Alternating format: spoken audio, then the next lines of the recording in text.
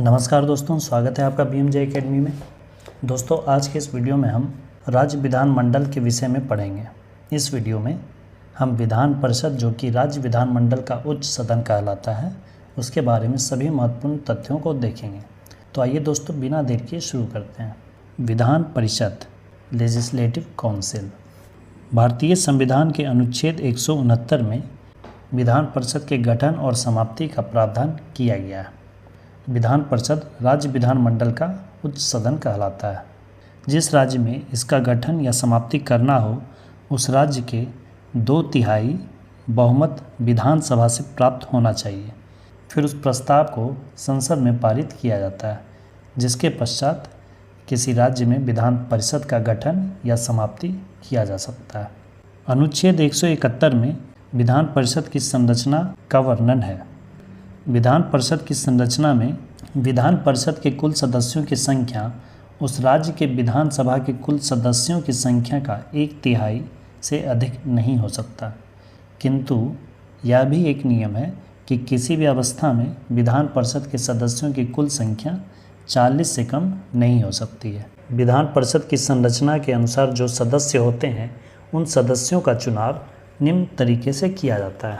परिषद के सदस्यों का 1/3 सदस्य स्थानीय निकाय संस्था तथा नगर पालिका स्थानीय स्वशासी संस्थाओं के एक निर्वाचक मंडल द्वारा निर्वाचित किया जाता है, तथा 1/3 सदस्यों का चयन विधानसभा के सदस्यों के द्वारा MLA के द्वारा किया जाता है, तथा 1/6 सदस्य राज्यपाल द्वारा मनोनीत किया जाता है, और 1/12 सदस्यों का चुनाव स्नातकों द्वारा, जिन्होंने कम से कम 3 वर्ष पूर्व स्नातक की उपाधि प्राप्त कर ली है, उन सदस्यों के द्वारा, उन स्नातकों के द्वारा 1/12 सदस्यों का चुनाव किया जाता है, तथा 1/12 सदस्यों का चुनाव अध्यापकों द्वारा किया जाता है, जो कि अपनी सेवा कम से कम 3 वर्ष दे चुके हैं, और ये शिक्षक माध्यमिक तथा उच्च कक्षाओं में जो शिक्षण कार्य कर रहे हैं, वही शिक्षक इस निर्वाचक मंडल में शामिल होते हैं।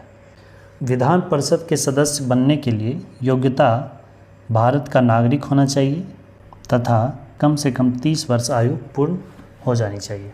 जिस तरह से राज्यसभा में 30 वर्ष आयु हो जानी चाहिए, उसी तरह से विधान परिषद में भी न्यूनतम 30 वर्ष आयु होनी चाहिए, और विधानसभा लोकसभा में 25 वर्ष आयु। विधान परिषद के सदस्यों का कार्यकाल राज्यसभा के सदस्यों के कार्यकाल के ही समान 6 वर्षों का होता है। यह राज्यसभा की तरह ही अस्थायी सदन होता है, और प्रति 2 वर्ष पर इसके 1/3 सदस्यों का कार्यकाल पूरा होता है, और 1/3 सदस्यों के लिए फिर चुनाव होते हैं। विधान परिषद का कार्य होता है सरकार को सकारात्मक सहयोग तथा सलाह देना। जब कोई साधारण बिल या विधेयक विधानसभा से पारित होकर विधान परिषद में आता है, तो विधान परिषद उसे 3 माह तक उसे रोक सकती है और इसके पुनर्विचार के लिए भेज सकती है। परंतु पुनर्विचार के बाद विधान परिषद के पास जब वह बिल पुनः जाता है, तो अधिकतम 1 माह तक वह इसे रोक सकती है। उसके बाद यह विधेयक स्वतः ही पारित हो जाता है। अर्थात किसी भी बिल या विधेयक पर विधान परिषद की शक्ति न के बराबर है, जबकि विधान परिषद किसी धन विधेयक को अधिकतम 14 दिन तक ही रोक सकती है। धन विधेयक के मामले में और भी कमज़ोर है, जैसे राज्यसभा भी धन विधेयक को अधिकतम 14 दिन तक के लिए ही रोक सकती है, उसी तरह से विधान परिषद भी धन विधेयक को अधिकतम 14 दिन तक के लिए ही रोक सकती है। उसके बाद धन विधेयक स्वतः ही पारित हो जाता है। वर्तमान में सिर्फ 6 राज्यों में ही विधान परिषद हैं। यह क्वेश्चन बार बार पूछा जाता है, इसलिए इसे ध्यान में रखिएगा। उत्तर प्रदेश, बिहार एक साथ पड़ोसी राज्य है दोनों। महाराष्ट्र और कर्नाटक, ये भी दोनों पड़ोसी राज्य है, इसे भी एक साथ याद रखिएगा। और तेलंगाना, आंध्र प्रदेश, ये तो एक ही राज्य था, अलग अलग हो गया। उत्तर प्रदेश, बिहार, महाराष्ट्र, कर्नाटक और तेलंगाना, आंध्र प्रदेश, यह 6 राज्य हैं जहाँ की विधान परिषद अभी हैं। आंध्र प्रदेश विधान परिषद को समाप्त करने के लिए विधेयक प्रस्तुत किया था, और पश्चिम बंगाल ने विधान परिषद के गठन के लिए भी संसद से मंजूरी मांगी है। विधान परिषद अपने सदस्यों में से ही 2 सदस्यों को सभापति और उपसभापति चुनते हैं, क्योंकि राज्यसभा का जो सभापति होता है वो उपराष्ट्रपति होता है, लेकिन राज्यों में कोई उपराज्यपाल नहीं होता है जो कि विधान परिषद की अध्यक्षता करे। इसलिए विधान परिषद के सदस्य ही सभापति और उपसभापति का चुनाव करते हैं और सभापति उपसभापति को और उपसभापति सभापति को संबोधित करके अपना त्यागपत्र देते हैं।